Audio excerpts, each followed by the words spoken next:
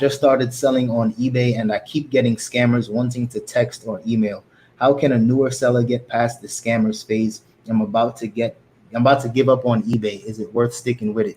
So it's definitely worth sticking with it. As you guys can see from some of the daily videos I'm putting out, eBay for me is my biggest platform. It's my favorite platform to sell on. I know I made a ton of videos on Poshmark, but at least for me, Poshmark, the whole Poshmark wave is kind of dying down. I'm not seeing consistent sales as I used to. I think Poshmark really was big at one point, and it was really a good entryway for people to start reselling. But now the game just kind of changed, and people kind of going back to eBay. So with that being said, I think you should probably just try to focus on getting some more feedback. Probably try to purchase items that you would usually use or that you would probably buy from locally. So say you buy some toothpaste or a toothbrush just to get some feedback. That way you won't be a target. You know what I mean? Because once you're brand new to eBay, when they start seeing sellers with 2 or 3 feedback scores on next to their name, those are usually the people that a lot of these scammers are prowling on. So just to kind of get rid of that and try to avoid that, I would say just try to build up your feedback as fast as possible, and just try to make some sales. You know what I mean? Even if you're just making a small amount of profit, just try to make sales. That way you can build up a successful track record, and that way you will avoid some of those scam emails. Because at this point, I don't think I've ever got a scam email or a scam message from anybody on eBay. I get a lot of those on Poshmark, but I don't get those on eBay. And I think that's because they're prowling on new sellers. So that would be the best advice I would have. What is your daily sourcing schedule like? Do you have certain days dedicated to certain stores? That's a really good question. So when it comes to me sourcing, prior to the whole quarantine and lockdown and everything like that, I used to go sourcing just about every day. I used to hit up the same thrift stores just about every day because I know they was bringing in new stuff every day. I have several Rosses right near me, so I would always hit them up at least 4 times a week just because I wanted to be there when they bring out the new shoes. As of right now, I'm not sourcing daily like I used to, because even the thrift stores, at least the ones that I go to, they don't restock as often as they used to. I guess donations just aren't as big. And Ross, Marshalls, Burlington, as we all know, they just opened back up, so they're not restocking shelves as often. I went a couple days ago to Ross, and I seen that they were just putting out like Levi shoes and a lot of the cheap stuff that we usually pass on anyway, like Nautica sneakers, all those type of stuff that nobody really cares about. They were restocking the shelves with those stuff. But when it comes to like the Air Max 720s, the 98s, the stuff that we really want, I haven't seen them starting to restock those yet. So I think when the new trucks start rolling in, probably within the next couple weeks, I'll start doing more trips to Ross, trips to Burlington, and just trying to update you guys with what's coming out. But as of right now, I don't source as often. That's why I was able to just dedicate more time to YouTube and put out some more consistent content. But even when the stores open back up to the point where they're like regular again, I'm going to still try to be consistent with YouTube because I'm just enjoying it now more than before. What was your worst selling experience? That's a really good one. So when it comes to my worst selling experience, I can't really think of any off the top of my head. I had a lot of people that tried to scam me. I lost some money.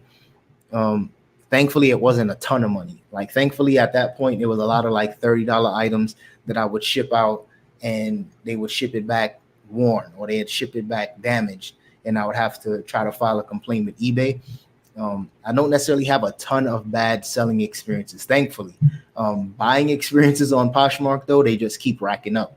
I don't even try to share all of them online because I just feel like I'll be continuously bashing Poshmark and like deterring people from the app. But I had a lot more bad and negative buying experiences on Poshmark than I've had selling experiences. I've had like maybe 10 or 12 bad Poshmark buying experiences in total, and maybe bad selling experiences, maybe 3, just somebody trying to scam me. But those type of stuff is unavoidable. The more that I think about it, the worst selling experience was when I got suspended on eBay and I think it was like 30 days where I couldn't list anything new. And this basically happened because I got a Vero Strike. And for those that don't know what Vero is, basically Vero is this entire list on eBay of brands that you can't sell.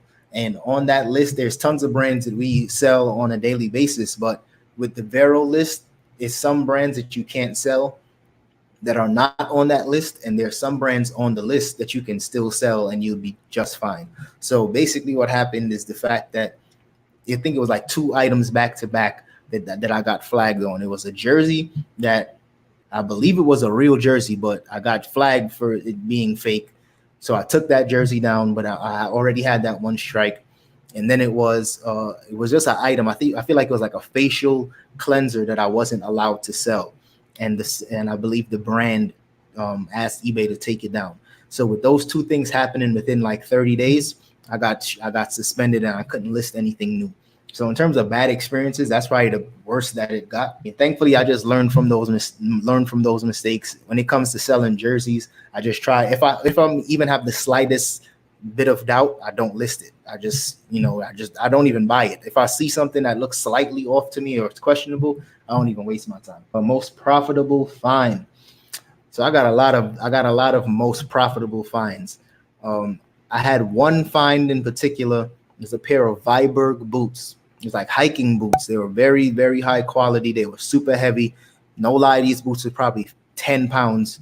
Both of them were probably 10 pounds, at least 10 pounds. And I got those in San Francisco. And just a quick story with those boots.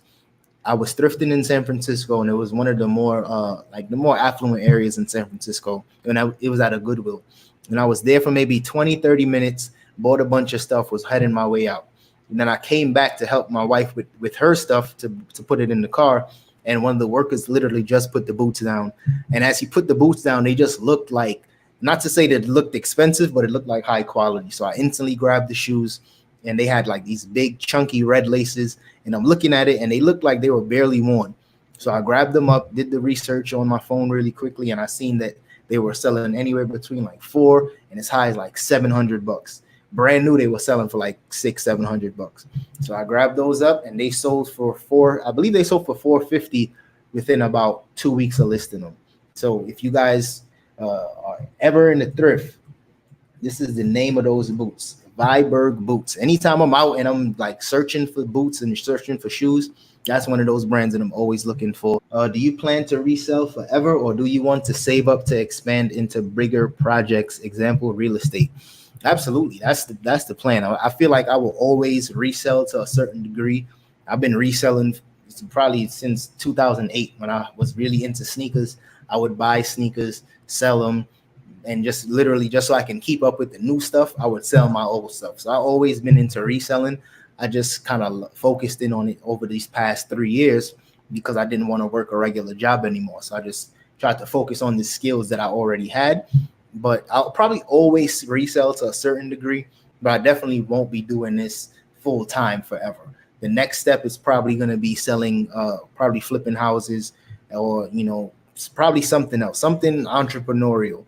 And if you guys follow the channel, you guys know that I've been interviewing entrepreneurs, not just resellers, but people that are in different industries, just picking their brain about certain stuff, really getting inspiration and motivation for myself to make me think outside of the box, because I know I'm not going to be doing this forever. There's not going to be a point where I'll be 50 years old, running to the thrift stores, running to Ross, trying to flip stuff. I'll probably do that for fun, but for a main source of income, I know this isn't sustainable for me to stay interested. I'm one of those people I'll give it 110% for a few years, then I'll move on just for a new challenge. Have you thought about doing drop shipping?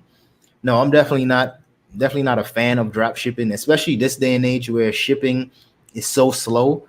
I think when it comes to shipping items nowadays, depending on where it's going and depending where it's coming from, I know a lot of, especially with the whole, quarantine, lockdown, all of this stuff, some shipping has gotten delayed sometimes 2, 3, 4 weeks.